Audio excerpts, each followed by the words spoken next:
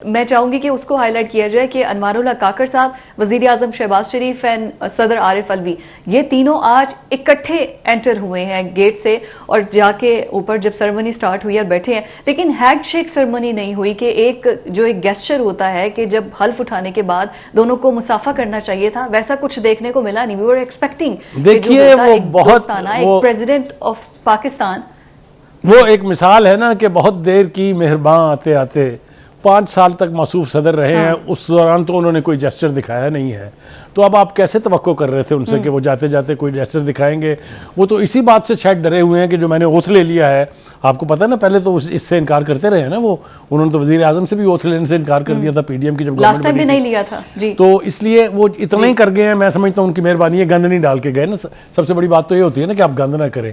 कोई गंद नहीं हुआ तो इसलिए सेरेमनी जो है अच्छे तरीके से हो गई है। लेकिन ये बात बिल्कुल आपने ठीक कही है, ये सब ने नोटिस किया कि वो जिस किस्म का के इमोशंस डेमोस्ट्रेट करने चाहिए थे, जिस तरह की बॉडी लैंग्वेज होनी चाहिए थी, वो नहीं थी। और आपने बिल्कुल सही तरीके से ऑब्जर्व किया है जी। मैंने जैसा कहा कि चलते हैं ज़रा पार्लियामेंट में, कल की तकरीरें जो हैं वो बहुत अहम थी।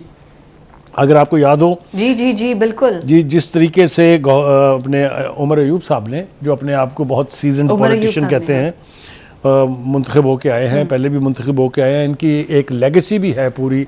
इनके वालिद गौहर अयूब साहब जो थे वो भी स्पीकर रहे हैं नेशनल असम्बली के, अगर आपको याद हो, डिफेंस मिनिस्टर भी रहे हैं वो। उनके भी वालिद साहब जनरल अयूब खान साहब से कौन वाकिफ़ नहीं है। वो सारी हिस्ट्री जो है लोगों के सामने होती है जब इनकी बात आती है। तो आज भी जो तकरीरें हुई हैं उसमें हॉस्टिलिटी बहुत वाज़ेह थी, और वो हॉस्टिलिटी जो है वो अनफाउंडेड है। क्यों अनफाउंडेड है, हम उसकी बात कर लेते हैं। देखिए, आज उन्होंने ये कहा कि शर्म आनी चाहिए इनको, ये जो ट्रेजरी बेंचेस पर बैठे हुए हैं, कि कौम की माएँ और बहनें जो हैं वो जेलों में गई हैं और किसी ने मुजम्मत तक का एक लफ्ज़ जो है अदा नहीं किया। Very good. पहली बात तो यह है कि ये सारे लोग जो हैं ये 9 मई के हवाले से क्रिमिनल केसेस में मुलव्वस हैं, उनके ऊपर चार्ज है, एलिगेशंस हैं।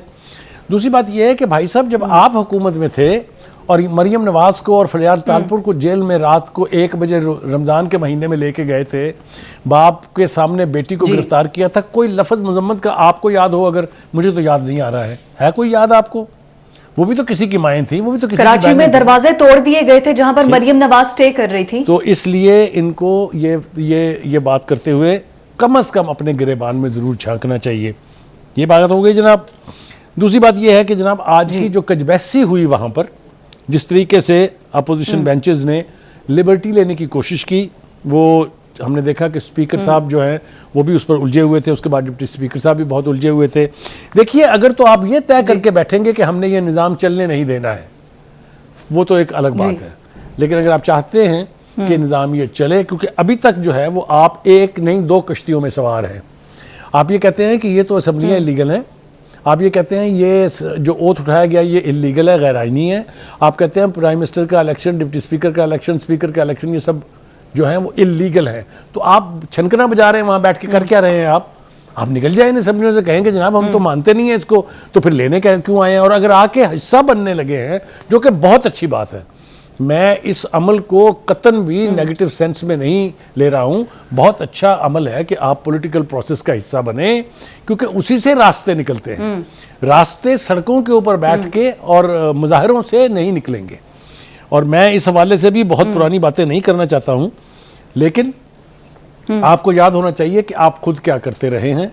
आप कहते हैं कि जनाब फलां 30 साल से, फलां 35 साल से हुकूमत में था, तो आप भी तो KPK में एक दहाई से ज़्यादा से हुकूमत में है। क्या वहाँ पर दूध की नहरें बहनी शुरू हो गई हैं? क्या वहाँ मिनिमम सैलरी जो है वो 70,000 हो गई है?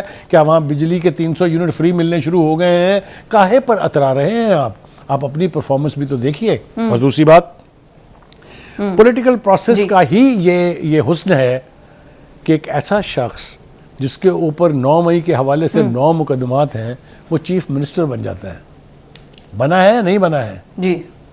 और आपको क्या गुंजाइश चाहिए, और आप इससे ज़्यादा किस चीज़ के मुतमन्नी हैं, या आपकी ख्वाहिश क्या है? देखिए, आप लेकिन वो फिर पीटीआई वाले ये कहते हैं ना, जब शहबाज शरीफ पर फर्द जुर्म आयद होनी थी उस दिन वो ओथ उठा रहे थे, हल्फ ले रहे थे, जब लास्ट पीडीएम वाले टाइम पर, वो फिर इसको इस तरीके से जस्टिफाई करते हैं। देखिए, एक बात तो मैं आपको बड़ी वाज़ेह तौर पे कहना चाहता हूं और नाजरीन तक भी पहुंचाना चाहता हूं कि उनके जो केसेस थे उनके खिलाफ, वाइट कॉलर क्राइम्स के, करप्शंस के, उनमें और 9 मई के मुकदमात में ज़मीन आसमान का फ़र्क है। फॉर गॉड सेक, हमें भी नहीं इन दोनों को मिलाना चाहिए और किसी को मिलाने भी नहीं देना चाहिए, ठीक है। दूसरी बात यह है कि आप इसी असम्बली में बैठ के कहते हैं कि हमारी 80 सीटें हमें वापस करो, वेरी गुड, लेकिन आपने इंतखाबी उज़्रदारियां जो है वो सिर्फ 22 सीटों पर की हैं। तो हम आपके किस बयान को माने? एक साहब कहते हैं हमारी 225 सीटें हैं असेंबली में, एक इनके वकील हैं बाबर अवान साहब, वो कहते हैं हमारी 200 सीटें हैं, बैरिस्टर गौहर कहते हैं हमारी 180 हैं, कोई कहता है 186 हैं। वो किसकी बात माने हम? कोई आपस में तो एक का कर ले, फॉर गॉड सेक एक बात तो करें ताकि हम किसी बात को समझ सकें आपकी।